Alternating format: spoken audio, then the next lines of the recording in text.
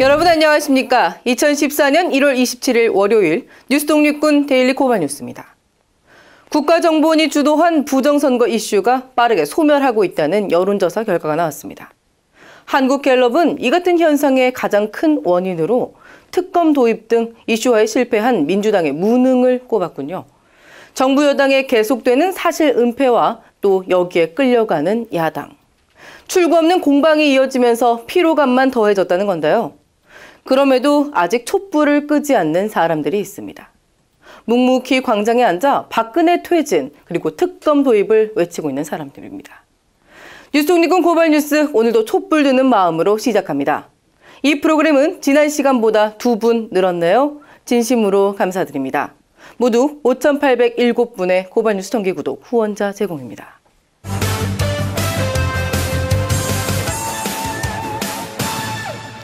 바쁘시더라도 이 뉴스들은 꼭 보시라고 저희가 발로 뛰어 모은 오늘의 고발뉴스입니다. 인터넷 팟캐스트 진행자 망치 부인으로 유명한 이경선 씨. 지난 7월 자신의 어린 딸에게 차마 입에 담을 수 없는 욕설을 올린 국정원 직원의 처벌을 요구하며 머리카락을 싹둑 잘랐던 일 기억하실 텐데요. 반년 만인 오늘 국정원 부정선거 사건이 해결될 기미가 보이지 않자 결국 삭발을 하고 말았습니다. 민주당 지도부 총사퇴를 요구한 망치 부인, 민주당이 지금처럼 박 정권에 면죄부를 준다면 3월 1일부터는 무기한 단식에 들어간다는 입장도 밝혔습니다.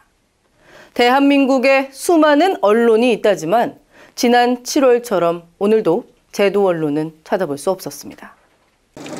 제발 내 딸을 누군가는 좀 보호해 주십시오. 우리 딸은 작년 여름에도 납치하겠다, 성폭행하겠다, 그리고 토막살해하겠다라는 협박을 받았습니다. 그런데 경찰은 그 범인들이 포항 지역에 사는 주부들의 주민번호를 도용해서 수도권 PC방에서 흩어져 글을 썼기 때문에 무혐의 처리한다 라고 했습니다. 그 사람들 누굽니까? 누가 주민번호를 도용을 해서 남의 집 어린 딸을 납치, 성폭행, 토막살해 하겠다고 그러는데 어떻게 범인을 못 잡는다는 얘기가 나옵니까? 그 사람들도 국정원 직원입니까? 그래서 못 잡는 겁니까?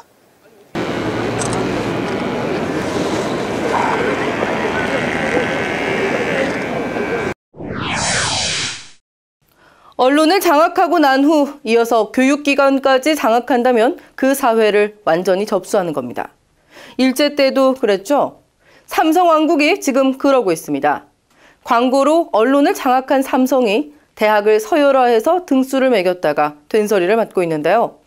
삼성이 재정 지원을 하는 성균관 대학을 1위로 하는 대학총장 추천제를 도입하려고 했다가 지역차별 그리고 여성차별이라는 비난에 직면하고 있습니다. 하지만 이번 소동이 지나면 대학들은 더 많은 추천서를 삼성으로부터 받기 위해 이건희 일가를 상대로 더욱 치열한 로비전과 충성 경쟁을 벌이게 될 것이라는 분석입니다. 현 시대, 우리는 과연 무엇을 하고 있는지 묻는 안녕들 하십니까? 열풍. 중고등학생들도 동참했습니다. 지난 주말 청소년들이 모여 자신들이 안녕하지 못한 이유와 그 대책을 모색하는 토론회를 열었다고 해서 저희 고발뉴스가 함께했습니다. 이제 논술을 해야 되니까 신문을 보라고 하면서 막상 정치에 관심을 가지면 나이가 어려서 안 된다는 게 참 아이러니한 것 같아요. 청소년이나 청년들이 약간 정치에 대해서 관심을 많이 갖게 됐잖아요. 그거에 대해서는 좋은 현상이라고 생각하고. 이건 우리 거고 이건 우리 목소리고 우리가 지켜야 돼 라는 말을 하고 생각을 하지만 그런 것들을 이제 실천적으로 보여주는 데 있어서 한계가 많았다는 점, 네, 저는 되게 아쉽게도 그래서 했어요. 부정선거 규탄을 위한 촛불, 이제 꺼진 줄 아시는 분들이 많은데요. 아직 꺼지지 않았습니다. 여러분의 무관심, 그 빈자리를 채우기 위해 옷깃을 여미고 모이신 분들 여전히 계셨습니다. 지난 주말 현장 날이 꽤 추웠는데요. 저희 고발뉴스 취재 천막이 날아갈 정도의 강풍이 불기도 했습니다. 비록 적은 숫자지만 당당하게 모인 시민들, 박근혜 퇴진, 그리고 특검 도입을 외쳤습니다. 이 촛불이 작년 6월부터 계속됐다고 하던데 오늘이 30차고 네, 국민들이 원하는 특검도 안 되고 제대로 된 진상규명조차 제대로 안 된 걸 보고서 많이 안타까웠고요. 그래서 올해에는 꼭 특검으로 시작해서 제대로 된 책임자 처벌까지 잘 하고 싶습니다. 현 정부가 시행하는 정책 같은 거 보면 농민이나 노동자분들이 제대로 살기 힘든 세상을 우리도 만든다고 생각하고 있어요. 그래서 설이 된 만큼 제대로 민생에 신경을 쓰고 지금 불거지고 있는 문제들도 제대로 해결할 수 있도록 정부도 노력을 많이 했으면 좋겠습니다. 카드 3사가 정보 유출 피해자들에게 유출 사실을 통지해주면서 피해 구제를 위한 절차와 내용은 쏙 빼고 통지를 해 무리를 빚고 있습니다. 민주당 강기정 의원은 피해자들에게 꼭 필요한 구제 절차를 뺀 배후에 정부 당국의 지시가 있었던 것은 아니냐며 의혹을 제기했습니다. 정부는 이번 사태가 터지기 전인 지난달 신용카드사 개인정보 관리 실태를 대대적으로 점검하고도 이상무후 판정을 내렸던 것으로 드러났기 때문인데요. 참 무능한 정부. 국민들은 불안하기만 합니다. 여기에 한 가지 소식을 덧붙여 드리면요. 소송 수익금 전액을 저희 고발뉴스에 기부하기로 한 고발뉴스 김성훈 고문 변호사 알고 계시죠? 김성훈 변호사가 다음에 소송 카페를 통해 나흘 만에 2,000명에 달하는 1차 소송인단을 모았다고 하는데요. 곧 고소장을 제출한다고 합니다. 정당한 피해 배상을 받아야겠다, 또 카드사를 혼내줘야겠다라고 생각하시는 분들 다음 카페 소송카드로 가시면 되겠습니다. 지금까지 오늘의 고발뉴스였습니다.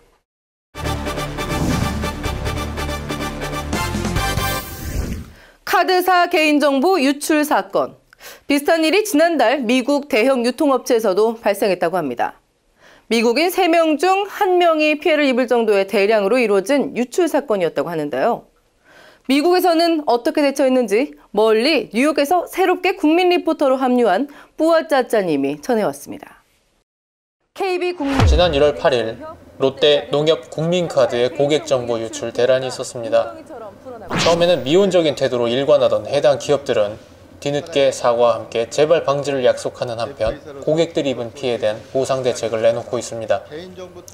이에 앞서 지난 12월에는 미국의 대형 할인 유통업체인 타겟에서 비슷한 사건이 벌어졌습니다. 이 회사는 우리에게도 잘 알려진 월마트에 이은 미국 2위의 유통업체로 포춘지 선정 500대 기업 중 36위를 한 업체입니다. 미국의 경우 추수감사절이 시작되는 11월 마지막 주부터 크리스마스까지가 사실상 최대 할인 시즌이고요. 당연히 쇼핑객의 숫자도 엄청납니다. 그런데 하필이면 딱 그 기간인 2013년 11월 27일에서 12월 15일 사이에 카드로 대금을 결제한 쇼핑객들의 개인정보 유출 사태가 빚어진 것입니다. 처음에는 약 4천만 명일 거라던 피해자의 규모는 현재 잠정적으로 1억 명을 넘어선 상태입니다. 그렇다면 어떠한 대응책을 타겟에서는 내놓았을까요? 일단 사건이 언론에 보도된 직후 주말을 기해 대부분의 품목을 10% 할인해주는 깜짝 세일을 제공했습니다.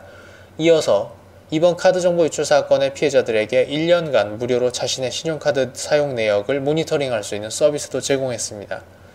언발의 오줌 누기라는 비판도 있고요. 또 사과의 의미로 제공하는 것이 고작 할인 혜택이라는 것이 이치에 과연 맞는 것인가 하는 비판도 있었습니다. 디지털 기술은 인간의 문명을 편하게 해주었지만 손쉽게 다량의 정보를 관리할 수 있다는 이 이점이 결국 양날의 검이 되어 해커의 클릭 한두 번 혹은 담당자의 실수로 천문학적인 숫자의 개인정보가 유출이 되는 세상이 되었습니다. 복잡한 비밀번호, 공인인증서, 또 보안카드까지 2중 3중의 보안 체계를 가지고 있다 하더라도 선량한 개개인들이 엄청난 피해를 입게 되는 것입니다. 가히 디지털 재난이라고 불러도 좋을 것입니다. 정보 유출에 따른 대한민국의 주민등록번호는 또 어떤가요? 사실 이제 너무 많이 유출되고 도용되어 무덤덤해지기까지 한 것이 아닌가 하는 생각이 드는데요. 이제는 미국, 한국 할 것 없이 정부가 나서야 할 순서가 아닌가 합니다. 그런데 한 가지 재미있는 점은요. 이명박 정부 당시 KB 한마음 대표였던 김종익 씨를 불법 사찰하고 또 이번 박근혜 정부에서는 최동욱 전 검찰총장의 가족들의 사적인 정보가 유출되기도 했습니다. 또한 미국의 국가안보국의 경우 개개인의 이메일과 인터넷 사용 기록 등을 전방위적으로 수집 감시하고 있다는 전직 요원의 양심선언도 있었습니다. 국민 개개인의 소중한 정보를 지켜줘야 할 최후의 보루인 국가마저도 믿기 어려운 세상. 과연 진정한 개인정보 지킴이가 있는 것인지 의문이 듭니다. 이상 미국에서 국민 리포터 뿌아짜짜였습니다. 고발 리포트의 새 얼굴 뿌아짜짜님의 리포트, 여러분 어떻게 보셨나요? 해외 곳곳에서 활동하시는 블로거들의 참여로 보다 다양한 뉴스가 넘쳐나길 저희도 기대해봅니다. 모든 블로거가 국민 리포터가 되는 그날까지 데일리 고발 뉴스의 문은 활짝 열려 있다는 거 여러분 모두 알고 계시죠?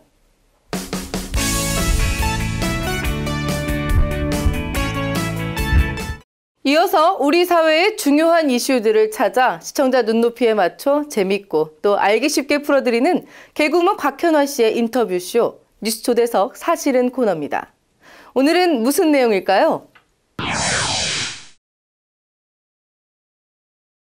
네, 여러분 안녕하세요. 고발뉴스의 안방마님 새끼녀 곽현아입니다.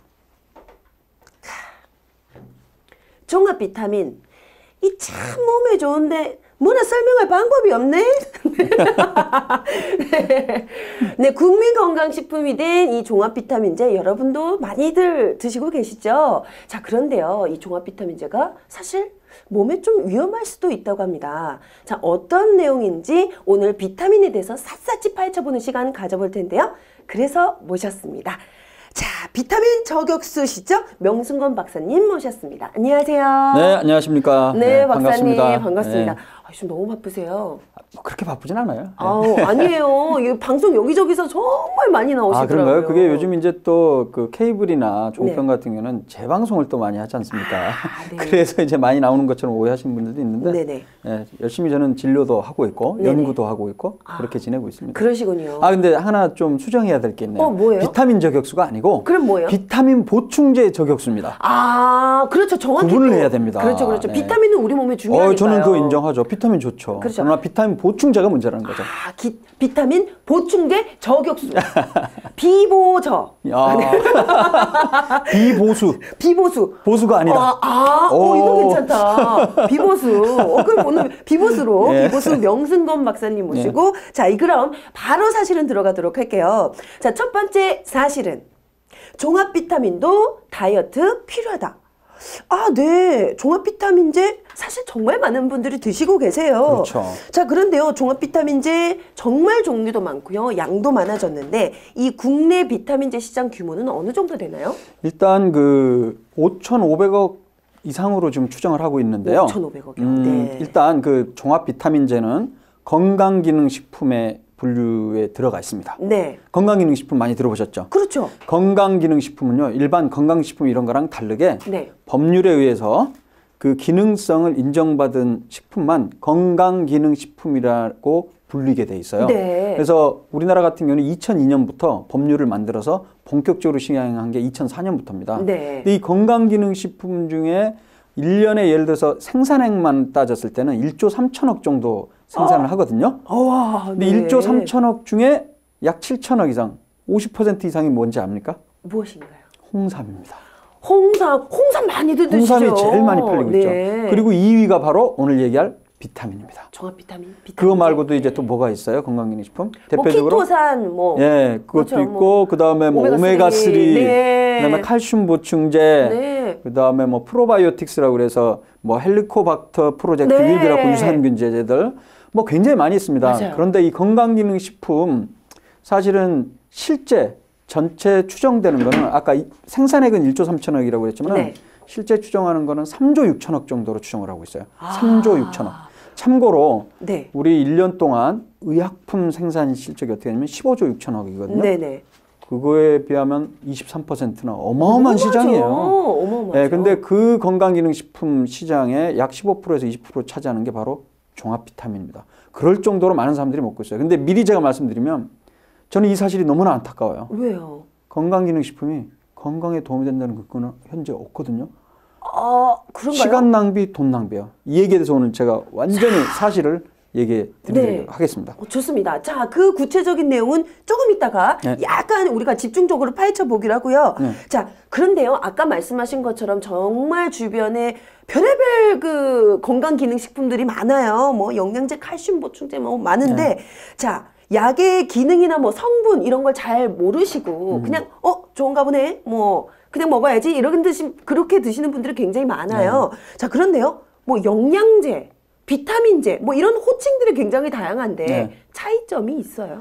일단 그 약간씩 다른데요. 비타민제는 말 그대로 비타민을 원료로 한 그 식품을 얘기하는 거죠. 건강기능식품. 약의 형태로 이제 뭐 만든 건데 영양제라고 하면 좀 더 광범위한 개념입니다. 아, 그래요? 영양 성분을 갖고 있는 그런 보충제들을 얘기하죠. 대표적인 게 비타민도 거기에 들어갈 수 있고요.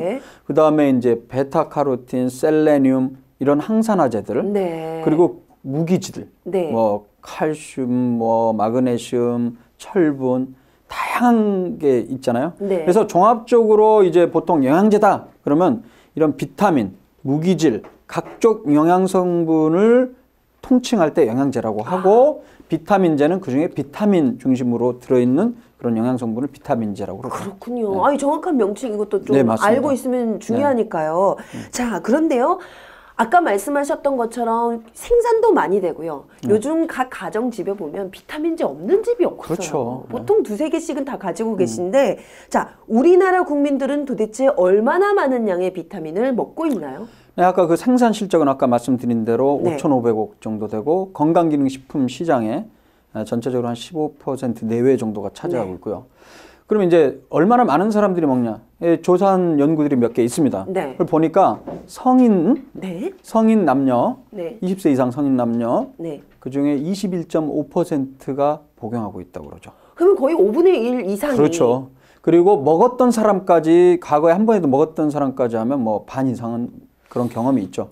현재 상태에서 종합영양 비타민제를 복용하고 있는 사람이 10명 중에 2명, 즉 5명 중에 1명 정도입니다. 야, 통계는 그렇게 나왔지만 제가 체감하는 그 수치는요.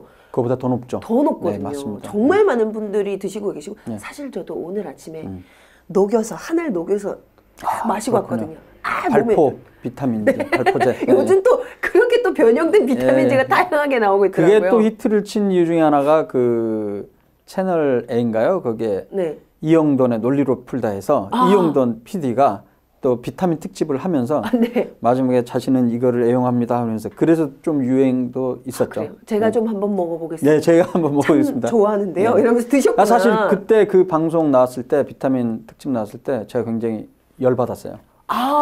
왜냐면 제 인터뷰도 열심히 따갔는데 주로 비타민 옹호론자 서울의대 이광재 교수 그 얘기만 전반적으로 하고 제 얘기는 딸랑 몇 초밖에 안 나왔어요. 그래서 제가 진짜 열을 받아서 바로 전화를 했죠. 아니 이런 식으로 편집하면 되냐. 반대로 이제 내 의견도 좀 많이 담아줘야 되는 거 아니야. 분량이 너무 적다. 너무 편파적이네. 그래서 바로 와서 또 특집으로 후속편을 그 다음 주에 또 만들어서 했는데 그때는 제 얘기를 많이 이제 편집을 해서 해줬죠. 그래요? 그렇지만 열받았던 건 아까 말씀하셨던 대로 이렇게 건강에 좋다면 저도 한번 계속 먹어볼랍니다. 이런 식으로 끝내버렸어요. 그러니까요. 그러면 공정하지가 않은 거죠. 그렇죠, 그렇죠. 아우, 굉장히 지금 또 열띤. 그때 열을 굉장히 열이 받으셨던 것 같아요. 지금 생각해도. 자, 그러면요, 본격적으로 자, 그 내용들 한번 알아보도록 하죠. 자, 두 번째 사실은 들어가 보도록 하겠습니다. 자, 두 번째 사실은 종합 비타민의 배신, 암 발생률 높아진다? 야, 선생님 이거 너무 무시무시한 얘기인 것 같아요. 자, 박사님의 주장 중에요. 비타민제나 항산화 보충제를 장기간 복용하면 암 발생률과 사망률이 높아진다. 야, 이 얘기 정말 무섭거든요. 이거 비타민의 배신 아닙니까? 사실입니까? 그렇죠. 자, 그 부분 저도 안타깝습니다. 제가 그냥 가설을 얘기하는 게 아니고 임상시험 연구 결과들 종합한 결과예요. 그게. 자, 이게 어떻게 되냐면 우리가 비타민이 좋다고 알려진 이유는 평상시에 과일과 채소를 많이 먹는 사람은 그렇지 않은 사람에 비해서 암이나 그다음에 심혈관 질환 이런 질병 발생이 낮은 것으로 보고되고 있어요. 그건 전 세계적으로 수백여 편의 연구 결과를 종합하면 그렇게 나오죠. 근데 그 연구는 임상시험이 아니고요. 관찰 연구라고 해서 어떤 사람들이 과일과 채소를 먹고 안 먹고는 자신의 의지에 따라서 선택할 수가 있다는 거죠. 그렇기 때문에 그 연구 결과는 사실 근거 수준으로 봤을 때는 임상시험보다는 조금 아래로 보통 보고 있습니다. 그래서 제대로 하려면 어떻게 하느냐? 바로 이 과일과 채소를 먹고 암이나 심혈관 질환이 낮은 이유는 바로 그 안에 뭐가 들어있어서 그렇습니까? 바로 그렇죠. 비타민이나 아니면 각종 항산화제라고 해서 좋은 영양성분 때문일 것으로 추정을 했기 때문에 임상시험까지 하게 된 거죠. 임상시험이란 말은요. 임상이란 말은 이말 임자에다가 그다음에 상은 침대를 의미합니다. 그래서 침대에 임한다. 이 말은 뭐냐면 환자를 대상으로 한다 이런 말이에요. 그래서 우리가 임상 그렇다면 어떤 말이냐면요. 반대로 동물이나 실험이 아닌 사람을 대상으로 한다 이런 의미를 갖고 있어요. 그래서 임상시험이라고 그러면 실험실 연구나 동물 실험이 아닌 환자나 사람을 대상으로 한 시험을 임상시험이라고 합니다. 근데 이 임상시험의 표준은 어떤 거냐면 한쪽 신약을 개발하면 예를 들어서 고혈압에 그 효과가 있는 고혈압 약을 만약에 만든다 치면 어떻게 되냐면요. 고혈압 환자 예를 들어서 100명을 놓고 반반씩 나눕니다. 나눌 때 무작위로 나누는 게 중요합니다. 그렇죠. 왜냐하면 어느 한쪽 그룹에 흡연을 한 사람이 많다든가 비만자가 많다든가 이런 요소들이 어느 한쪽으로 치우치면 안 된다는 거죠. 맞아요. 그래서 우리가 이거를 무작위라고 표현합니다.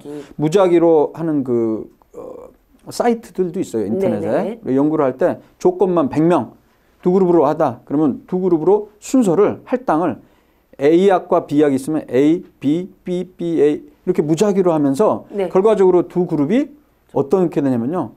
나이, 성별, 여러 가지 습관들이 골고루 비슷하게 만들어지는 거죠. 그렇게 해서 나온 결과가 어떻게 그렇게 해서 되나요? 무작위 배정을 해서 한쪽 그룹은 뭘 줍니까? 위약을 줘요. 플라시보라고 그러죠. 위약. 전혀 약 효과는 없는 밀가루만 만든 그런 약이라고 생각하시면 돼요. 그러니까 무슨 얘기냐면 우리가 환자에게 밀가루로 아니면 맹물을 갖고 만든 약인데 이게 혈압을 떨어뜨립니다라고 얘기를 하잖아요. 그런 심리적인 안정감 때문에 10명의 고혈압 환자 중에 한두 명은 떨어질 수가 있어요. 그걸 위약 효과라고 그러죠. 플라시보 효과. 근데 약이란 건 이 위약 효과보다 훨씬 뛰어나야지 약으로 인정을 받을 수가 있어요. 그래서 한쪽은 위약을 주고 한쪽은 고혈압 약을 줘갖고 일정 기간 후에 그 결과를 보는 거죠. 그러한 임상시험이 이제 나오기 시작했습니다. 한 20, 30년 전부터. 그래서 한쪽 그룹은 위약을 주고 한쪽 그룹은 비타민 종류별로 주는 거죠. 그렇게 해서 몇 년 이상 관찰했는데 결과가 어떻게 나왔냐? 어떻게 됐어요? 어떤 연구 결과는 사망률을 낮춘다고 나왔고 어떤 거는 효과가 없다가 더 많고 어떤 거는 오히려 사망률을 높인다 이렇게 나왔어요. 이거 뭔가요? 뭔가 일정치 않네요. 맞습니다. 현재 의학 그 임상시험을 보면요. 일관되게 나오는 것도 있지만 안 나오는 경우도 상당히 많이 있습니다. 자, 그럴 때는 어떤 연구 결과를 믿어야 될까요? 그럴 때는 효과를 보증할 수 없다라고 이 결론을 내야 되지 않나요? 그럴 때는 바로 논문 임상시험 하나만 보는 게 아니고 여러 연구 결과를 합치는 거예요. 그렇게. 그런 합친 그 통계 분석 방법을 메타 분석이라고 해요. 메타란 말은 초월한다는 의미거든요. 분석인데 여러 연구를 합친다는 거죠. 제가 사실은 국내에서 그 메타 분석을 전문으로 하고 있습니다. 선생님, 갑자기 깔때기. 원래 그래요. 제가 2005년도에 독학을 통해서 메타 분석을 했어요. 왜냐면 그 당시 우리나라에서 하는 사람들이 거의 없었거든요. 그래서 제가 메타 분석을 2년 동안 독학을 하면서 이제 그 분석 방법을 알게 돼서 논문으로 써서 1년에도 이제 국제학술지에 한 7, 8편, 10편 가까이씩 계속 지금도 논문을 쓰고 있습니다. 근데 그 메타 분석 결과가 제가 한 건 아니고 2007년도에 미국 의학협회지라고 있습니다. Journal of the American Medical Association, 그래서 자마라는 이제 학술지가 있습니다. 좀 많이 굴려서 죄송합니다. 자꾸 잘난 척. 미국 의학협회지. 그래가지고. 근데 거기에 기존에 나온 47편의 임상시험을 다 종합을 해봤는데 메타 분석 결과 궁금해요. 위약을 먹은 사람보다 비타민을 먹은 사람이 더 많이 죽었다. 사망률이 5%가 높았어요. 정말요? 우리 곽현아 씨 같은 경우에도 수학도 천재 아닙니까? 통계를 아시잖아요. 통계. 그렇죠. 우리 통계적인 거 얘기할 때 이제 그 상대 위험도라는 개념이 있습니다. 상대 위험도. relative risk, 그래서 상대 위험도. 또 잘난 척. 뭐냐면 100명 중에 5년 동안 관찰해 봤더니 예를 들어서 5명이 사망을 했다고 쳐봐요. 누구나 사망을 할 수 있겠죠. 그런데 비타민 먹은 사람은 예를 들어서 100명 중에 뭐 10명이 사망했다고 쳐봅시다. 그럼 상대 위험도가 2배가 되는 거예요. 2.0이 나와요. 근데 그런 식으로 통계를 해보니까 어떻게 나왔냐면요. 총 18만 명에 해당하는 사람들이거든요. 47편을 다 종합해 보니까 안 먹는 사람보다 비타민 A, 비타민 C, 비타민 E, 베타카로틴, 셀레늄, 그러니까 지금 비타민과 항산화제 성분들을 먹은 사람이 1.05배 정도가 더 많이 사망을 했다는 거죠. 아주 충격적인 결과죠. 실로 정말 너무 충격적인 사실인데요. 자, 그렇다면요. 자, 일부 병원 소비자들은 이렇게 도움이 안 되는 비타민제 전혀 아니다, 몸에 좋다, 먹어야 된다라고 생각하는 그 믿음, 이거 어떻게 이런 믿음의 원인이 생긴 건가요? 그 이유는 아까 말씀드렸던 대로 과일과 채소에 들어있는 비타민은 건강에 도움이 된다는 게 너무나 잘 알려져 있고요. 그렇죠. 그러나 이 비타민 보충제, 보충제랑 천연 비타민이랑 사실은 다르다는 게 결과가 나왔다는 거예요. 아, 인공적으로 만들어진 그렇죠. 비타민과 그걸 이제 합성 비타민이라고 그러는데 합성 비타민. 지금 현재 우리가 구입할 수 있는 비타민 중에 90% 이상은 다 합성 비타민입니다. 최근 들어 천연 비타민이라고 나오죠. 사실 엄밀한 의미로 엄밀한 용어는 천연 원료 비타민입니다. 천연 비타민이라는 건 음식에 들어있는 비타민만 가리킬 때 사용하는 용어고요. 천연 원료 비타민이라는 거는 이런 식물로부터 추출한 원료가 몇 프로만 들어가 있어도 천연 원료 비타민이라고 이야기를 할 수가 있죠. 조금만 들어가도 맞습니다. 그렇게 명칭을 부를 수 있는 거군요. 그런데 이제 이게 천차만별이고 천연 원료 비타민에 이런 우리 건강에 도움이 되는지에 대한 임상시험은 아직까지 굉장히 적어요. 그거는 연구 결과가 나와봐야 알고요. 지금 현재로서는 아까 말씀드린 대로 비타민 혹은 항산화 보충제는 오히려 사망률을 5% 높일 수 있다는 임상시험 종합한 결과가 나왔고요. 저도 그래서 바로 2007년도에 작업을 들어가서 논문을 써서 2010년도에 발표를 했습니다. 국제학술지에. 해봤더니 비타민 항산화 보충제 먹은 사람이랑 안 먹은 사람이나 암 발생 빈도는 차이가 없었습니다. 즉 예방 효과는 없다는 거죠. 반대로 방광암만 그 자료를 제시한 임상시험 4편을 종합하니까 오히려 방광암의 발생은 52%가 높은 거로 제가 보고를 했어요. 선생님, 그럼 제가 화장실을 자주 들락거리는 것도 혹시 비타민 꼭 그런 건 아닙니다. 어쨌든 지금까지 기존에 나온 임상시험 결과를 종합을 해보면 굉장히 사망률을 오히려 높일 가능성이 있다고요. 암 예방 효과는 관찰되지 않고요. 그 다음에 제가 딱 1년 전에 영국 의학 저널이라고 브리티시 메디컬 저널에 기존에 나온 50편 임상시험을 제가 다 종합해서 또 발표를 했습니다. 그 결과는 심혈관 질환 예방 효과 없다고 결론이 나왔죠. 그리고 많은 분들이 뭐 비타민C가 감기에 좋다 이렇게 또 소문이 퍼져 있잖아요. 사실 그런 임상시험이 전 세계적으로 많이 나왔어요. 29편 결과를 종합했더니 근데 역시나 감기 발생 빈도에는 차이가 없는 거로 이미 나와 있습니다. 야, 이거 너무 실로 충격적입니다. 사실 저도 지금 좀 감기가 걸린 상태여서 계속 비타민을 꾸준히 지금 먹고 있었거든요. 위약 효과일 가능성이 많다는 거죠. 그렇군요. 아, 나는 이제 낫고 있어 이런 느낌. 그렇죠. 자, 그러면요 우리 또 세 번째 사실 한번 넘어가 보도록 할게요. 세 번째 사실은 이거 저도 너무 궁금합니다. 세 번째 사실은 비타민 주사 맞아도 효능이 없다? 사실 제가 제가 다니는 피부과에서 비타민 주사를 놔주세요. 그냥 좀 몸이 피곤하다 싶고 이렇게 좀 피부가 좀 탄력이 없는 것 같아요. 이러면은 보통 뭐 비타민 주사, 뭐 신데렐라 주사, 뭐 여러 가지 이름으로 이렇게 주사 이름이 있는데 맞으면 그냥 좀 좋아지는 느낌이 전 좀 있다라고 생각을 했는데 선생님 그러면은 이 주사도 효과가 없는 건가요? 결론을 미리 말씀드리면 근거가 부족합니다. 근거가 없다. 그거는 이제 기본적으로 어떤 그 개인적인 의사들의 일부 경험들, 사례들만으로 그렇게 소문이 나고 있는데요. 실제 임상시험 결과는 임상시험 자체가 많이 없고요. 제가 한 편 정도를 본 게 있습니다. 태국에서 시행된 건데 60명의 의대생들을 대상으로 해서 한쪽 그룹은 위약을 먹이고 한쪽 그룹은 이른바 비욘세 주사 혹은 비욘세 주사는 또 뭔가요? 비욘세 주사가 뭐냐면요. 이게 허벅지가 탄탄해지나요? 다른 말로 배곡 주사라고도 하는데 배곡 주사는 알죠. 이게 뭐냐면 이제 비욘세가 이 주사를 맞고 얼굴색이 하얘졌다 이렇게 소문이 난 거예요. 그게 뭐냐면 배곡 주사의 성분이란 거는 글루타치온이라는 물질이거든요. 이 글루타치온이란 물질은 우리가 피부색을 결정하는 게 멜라닌이라는 세포잖아요. 색소세포. 근데 이 멜라닌을 합성하는 거를 억제를 할 수가 있어요. 글루타치온이. 이거는 뭐 실험 연구나 이런 데서도 이미 되어 있고요. 그러니까 그거를 사람을 대상으로 해서 해봤다는 거죠. 그런데 그 멜라닌 색소 그 지수 있잖아요. 6군데서 측정해 보니까 2군데서는 조금 좋아졌다 이런 보고는 있는데 현재로서는 이 주사를 맞는다고 해서 색깔이 진짜 하얘지냐? 그건 아직까지 임상근거가 부족한 상태입니다. 그리고 이제 신데렐라 주사 말씀하셨죠? 신데렐라 주사는 이제 치옥트산이라는 또 물질이 있습니다. 이 물질은 뭐 피부 탄력을 탄력성 있게 유지해 줄 수 있고 네네. 그다음에 지방도 분해할 수 있고 네. 뭐 이런 식으로 해서 선전이 되는데 이것 역시 아직까지 임상 결과가 부족합니다. 그래서 결론적으로 말씀드리면 현재 유행하는 백옥 주사, 네. 신데렐라 주사, 그리고 그냥 비타민 주사들 피로 회복과 관련한 부분은 상당히 심리적으로 그 플라시보 효과일 가능성이 많고요. 네. 이 연구 결과도 아직까지 부족합니다. 사실은 뭐 우리 국내에서 비타민 C 주사를 굉장히 옹호하는 네. 그런 의사가 있습니다. 저랑도 이제 텔레비전에 나와서도 계속 토론을 하고 네. 같이 경론을 파이트. 벌이게 됐는데 네. 오늘 오후에도 생방송으로 또 KBS에서 이제 할 오늘도 토론 예정인데 있으시고. 네. 그 선생님이 본인이 141명의 환자를 대상으로 해서 반반씩 나눠갖고 임상시험한 결과를 네. 2년 전에 발표를 했어요. 국제학술지에. 네.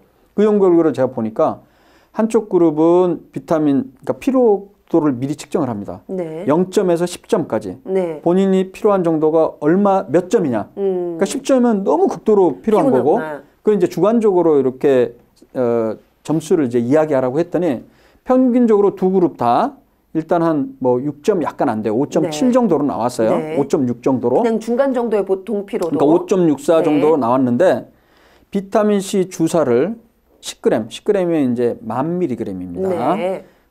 보통 이제 세계보건기구에서 권장하는 거는 45mg이고요. 그럼 굉장히 많은 양이에요. 많은 양이죠. 그걸 고용량요법이라고 그러죠. 네. 그래서 우리나라 사람은 100mg 먹으라고 돼 있거든요. 네. 영양학회. 영국은 40mg. 그리고 미국은 90mg 정도인데 사실 우리나라 사람들은 118mg, 104mg 남녀가 그렇게 다 음식을 통해서 충분히 섭취를 하고 있어요. 근데 이 고용량 요법을 사용하는 이유는 뭐냐면 네네. 이렇게 고용량 비타민 C를 주면 피로도도 개선이 되고 그다음에 항산화 효과 때문에 뭐 병에 좋다 이렇게 주장하는 네. 사람들이에요. 근데 그 연구 결과가 어떻게 나왔냐면 주사를 맞고 2시간 있다가 피로도를 또 주관적으로 측정해 봤더니 주사를 비타민 C 주사 맞은 군에서는 0.7점 정도가 떨어졌어요. 떨어졌어요. 오히려 더. 근데 네. 그렇죠. 피로가 떨어졌다. 피로감이 그러니까 좀 점수가 해소됐다. 좋아진 네네. 거죠. 네네. 근데 가짜 주사 즉 위약은 이제 생리식 점수를 준 네. 분에서는 점수 변화가 별로 없었다고 얘기를 해요. 0.2점 네. 정도 떨어졌어요. 네.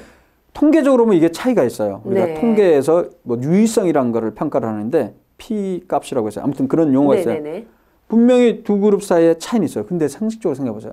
통계적인 유의성 차이가 있다 할지라도 임상적인 차이가 있냐 말이죠. 무슨 얘기냐면 5.6점이라는 피로감을 호소한 사람이 4.9 정도, 즉 5 정도, 그러니까 0.6점 정도 떨어졌는데 그게 어떤 의미가 있냐 말이죠. 아예 피로도가 없어진 것도 아니고. 저는 그래서 이거는 임상적으로 그 연구에서는 통계적으로 차이가 있을지 몰라도 네. 이건 저는 차이가 별로 없다고 저는 봅니다. 네. 그러니까 유의한 차이가 없다는 거죠. 아, 그렇군요. 네. 근데 말씀을 듣다 보니까 그런 것 같아요. 아직 이 비타민이 몸에 좋다라는 근거가 없는데 너무나도 많은 분들이 어떻게 본다면 쓰지 않을 돈을 맞습니다. 헛돈을 쓰고 있다라는 게 이게 포인트네요. 네네, 그렇습니다. 정확한 지식, 정확한 팩트를 알고 선택하면은 상관은 없지만 그렇습니다. 그렇지 참고로 않다라는 게, 네. 많은 유명 의사들이 나왔고 우리나라 사람들은 비타민 부족하다. 그러니까 보충해준다 이렇게 얘기하거든요. 네, 네. 과일과 채소를 먹기도 너무 힘들다 이렇게 얘기하는데 그거는 정말 너무 잘못 알고 있는 거예요. 그 전문가조차도. 네. 자, 예를 들어 볼까요? 지금 현재 그 세계보건기구에서는 과일과 채소를 400g 이상 먹을 것을 권장을 하고 있습니다. 네네네. 400g 이상이면 250cc 컵으로 봤을 네. 때 2컵 반 정도입니다. 아, 네. 네, 근데 이제 2컵 반 정도면 어느 정도 되는지 머리에 안 들어오실 텐데 네. 우리나라 사람들의 경우는 국민건강영양조사 결과를 보면요. 네. 393g 먹고 있어요. 그럼 꽤 거의 많이 그렇죠. 충분히 먹고 있네요. 그렇습니다. 네네. 그 정도면 모자란 것도 아니에요. 네. 지금보다 약간 5%에서 10%만 조금 채소 반찬을 늘려도 충분합니다. 아, 그렇군요. 그리고 또 하나 중요한 건 많은 의사들이 비타민이 부족하다고 그러는데 일단은 과일과 채소는 권장량에 거의 근접해서 먹고 있는 거고 비타민 종류별 음식을 통해서 비타민 종류별로 얼마나 먹고 있냐 봤더니 비타민 종류마다 권장 섭취량이란 게 있어요. 하루에. 네. 퍼센트로 100%를 기준으로 했을 때 몇 퍼센트를 먹고 있냐 봤더니 비타민 A는 132% 오, 먹고 있어요. 초과됐고요. 초과됐죠. 네. 30% 이상. 네. 그리고 B1, B2, B3도 다 20, 30%에서 40%까지 초과되고 있습니다. 그래요. 근데 비타민 B2는 네. 여성에서 97%예요. 3% 부족밖에 안 해요. 네. 비타민 C만 하더라도 남성은 118%, 여성은 104% 이상. 다 권장량 이상 음식을 통해서 충분히 섭취하고 있기 때문에 네. 굳이 보충제로 드실 필요가 없어요. 왜 그러냐면 아까 제가 얘기했죠. 오히려 사망률을 높일 위험성이 있다는 임상시험 네. 결과 종합한 게 나왔고 암도 예방하지도 못하면서 오히려 방광 발생 위험성을 높일 수 있다는 거죠. 네. 가장 중요한 거는 어떤 의학단체든 보건단체든 공신력 있는 단체에서 비타민 보충제 먹으라는 데는 한 군데도 없습니다. 전 세계에. 그렇군요. 일부 학자나 의사들이 그걸 주장을 하는 거죠. 그리고 한번 보세요. 텔레비전에 나와서 그걸 먹으라고 하는 사람들 중에 비타민을 판매하는 사람들이 많아요. 의사가 자기 이름 걸고. 저는 그게 참 문제가 있다고 생각을 네. 하거든요.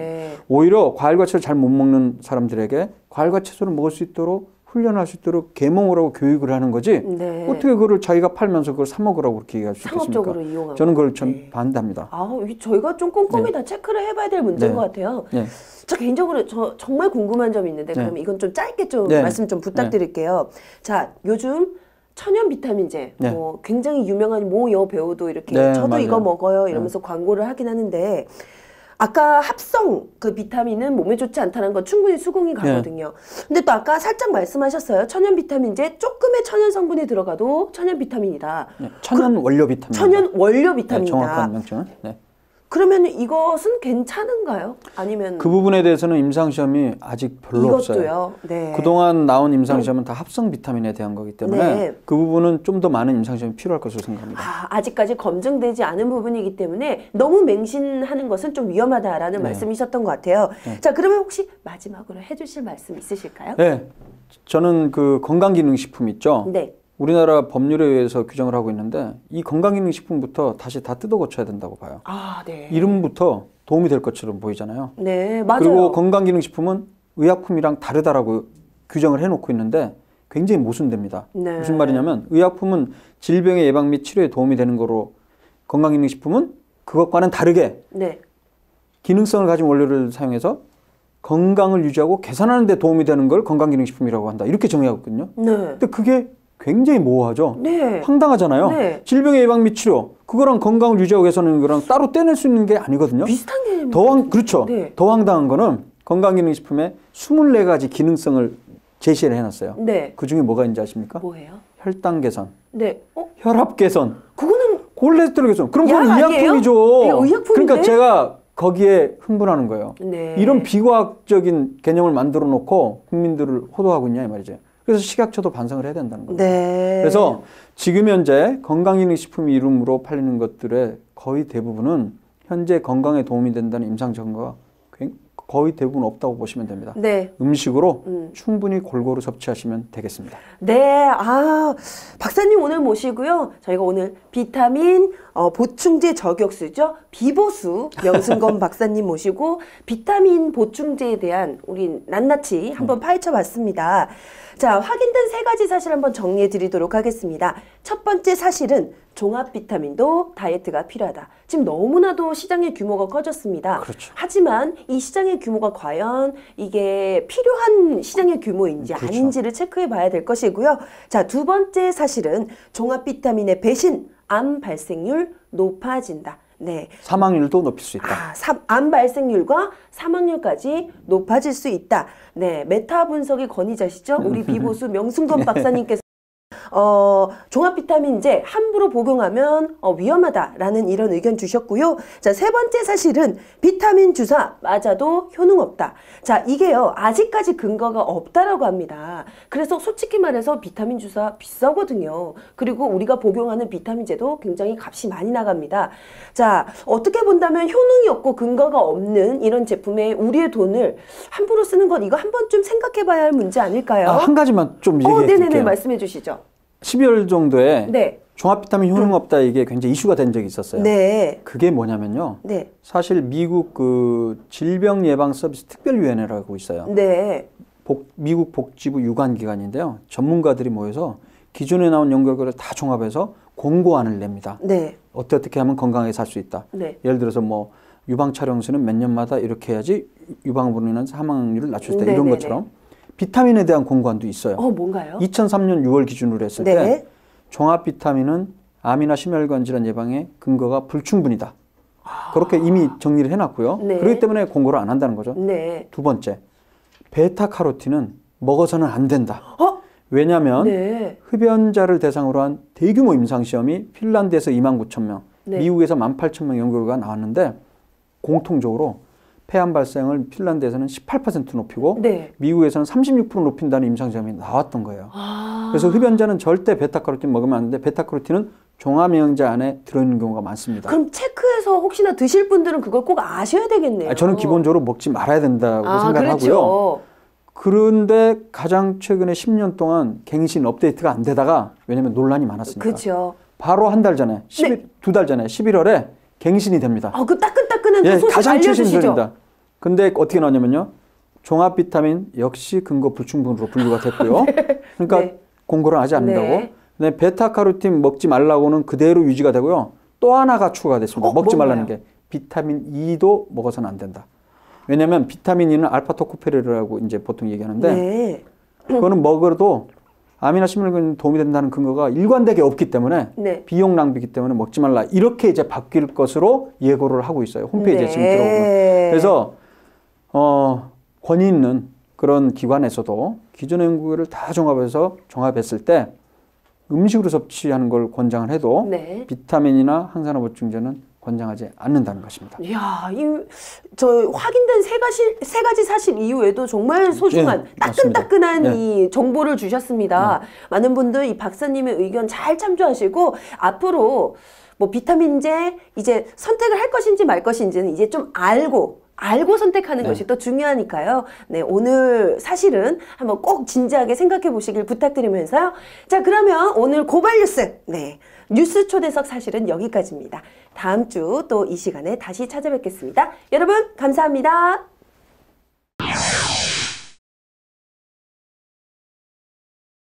매번 톡톡 튀는 입담으로 다양한 사실을 이끌어내주고 계시는 곽현화 씨. 오늘 종합 비타민에 관한 3가지 사실도 잘 들었습니다. 수고하셨습니다. 전쟁을 했던 어떤 나라에도 위안부는 있었다라는 일본 NHK 신임 회장의 망언 사실이 알려진 바로 어제 또 한 분의 위안부 할머님께서 세상을 떠나셨습니다. 너무 안타깝습니다.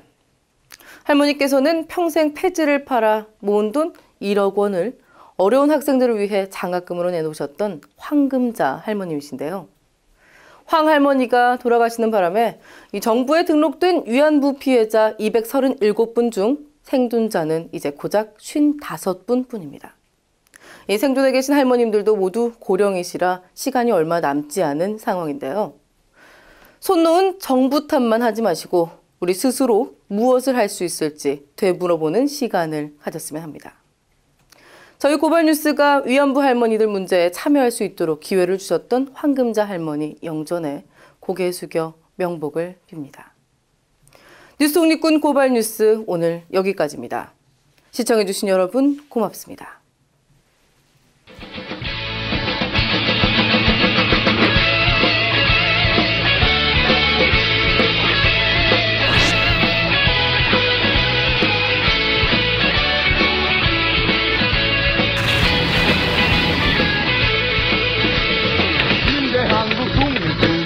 용사야 조국의 부르심은 네가 아느냐. MBC 본사에 계셨을 때는 그 장비 때문에 이렇게 속썩이실 일이 없었겠죠. 또 위원장한테 전화를 받으시다고 되어 있는데 수사에 방해하셨다고 생각하지 않고요?